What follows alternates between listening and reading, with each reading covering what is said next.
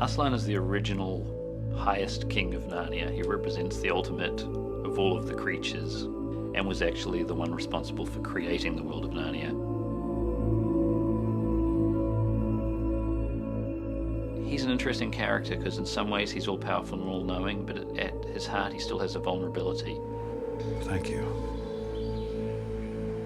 I think C.S. Lewis used the character of a lion for Aslan because he represents something that's both fearsome and awesome. You're attracted to and at the same time you're afraid of. And that's who he is as this high king. He's somebody that the children immediately warm to, but he's somebody that you know any minute could turn around and just bite your head off.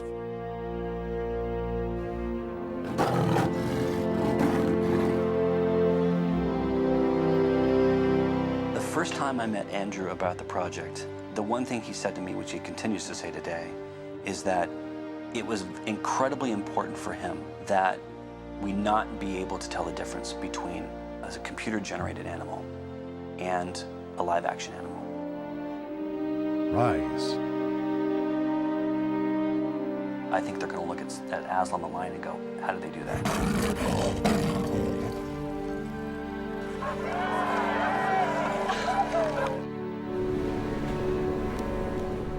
This is the stunt Aslan.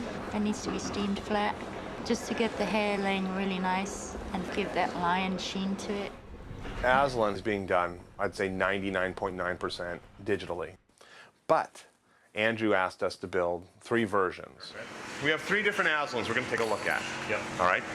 This Aslan is our lying on the table Aslan. Aslan on the stone table. And originally that was going to be digital, but we built this amazing puppet, and I had an amazing Aslan team headed by Jeff Himmel. It's a magnificent piece of work, and Andrew just fell in love with it, and we shot the entire sequence. That's the 0.1% that will be all puppet. So radio-controlled head, and it breathed and did all this stuff. We built a full-size Aslan for stand-in work. The digital guys had the spatial reference and color and all the information they needed to have, and then we would remove that. And then we had a running version that Georgie and Anna rode on a green screen. And originally what they had contracted us to build was basically a blue form. And I went, I don't want to build that. I want to build an Aslan. So we went ahead and we built this hero mechanical Aslan puppet.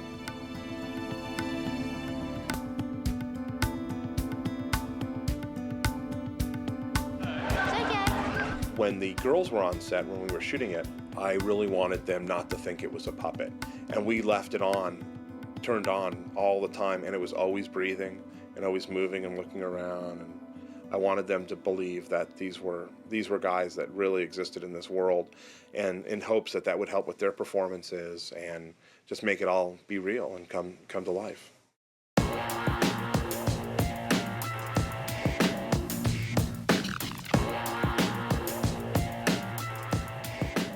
Aslan is probably the single most remarkable achievement in CG character animation. Not only for the level of technology that goes into creating the sky, he's got to deliver a wide range of emotions equal to any actor, I believe.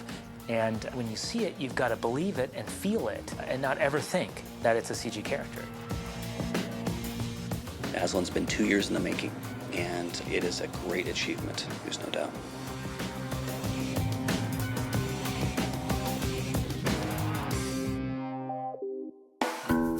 Aslan is entirely hand animated. Early on, there was discussions about whether we would try and motion capture a lion. In the end, it was determined that to get the performance we needed, we probably wouldn't be able to get those motions out of a lion, even a trained lion.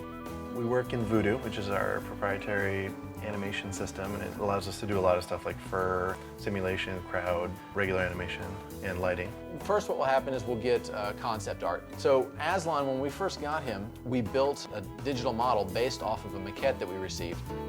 By focusing on a certain type of lion at a certain age, we were able to kind of dial in the look of him very consistently, so that we always had a reference to kind of go back to and say, well, this is actually how it looks.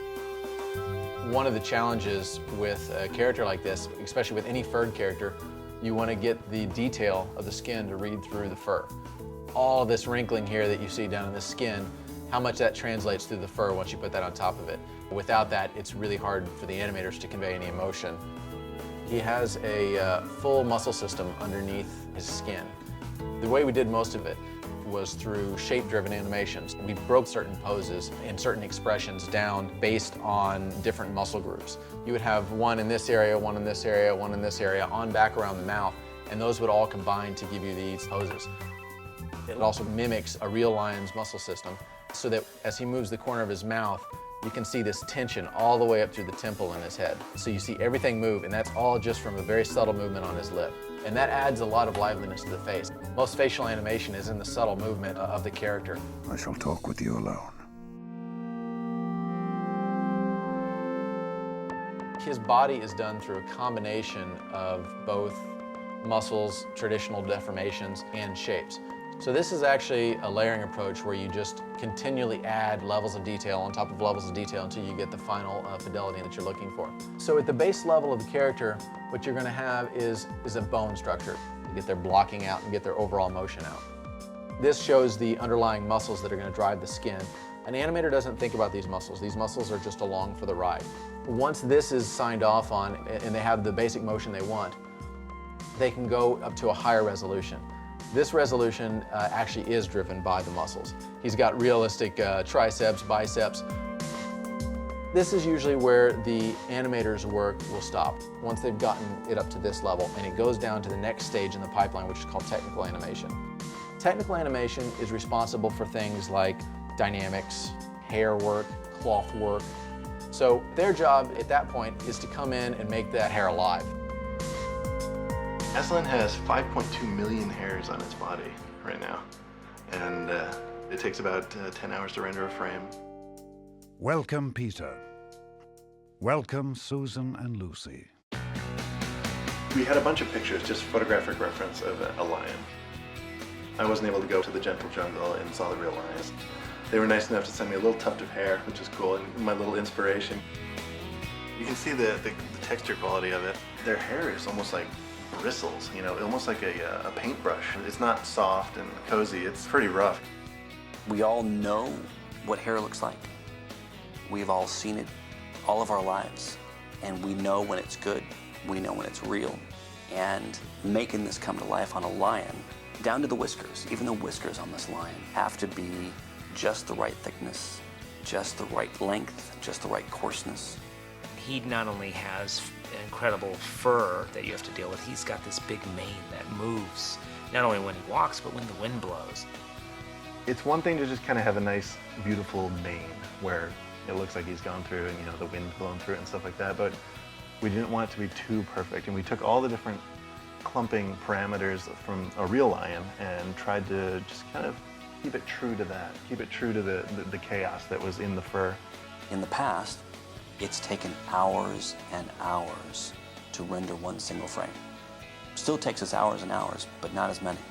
I don't think we could have made him using the techniques that we had previously. So it's amazing that we have this in-house programming team with the rendering software and the Voodoo software, and it basically allowed us to get this done. So I think we've come in the technology that lets us believe that this is real. That's just to make it look real.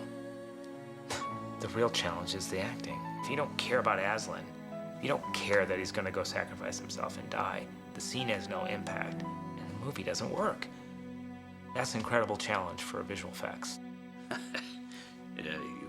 You got me a little teary, so just think about Aslan dying for a moment. His sorrow, his fright, you know, as he's about to die, and maybe his internal turmoil. All of these things have to be conveyed in looks and eye expressions and facial movements. If we don't do our job well in visual effects, you don't have that emotion, you don't think about that character. And our challenge has been to really have the audience wrapped into that moment.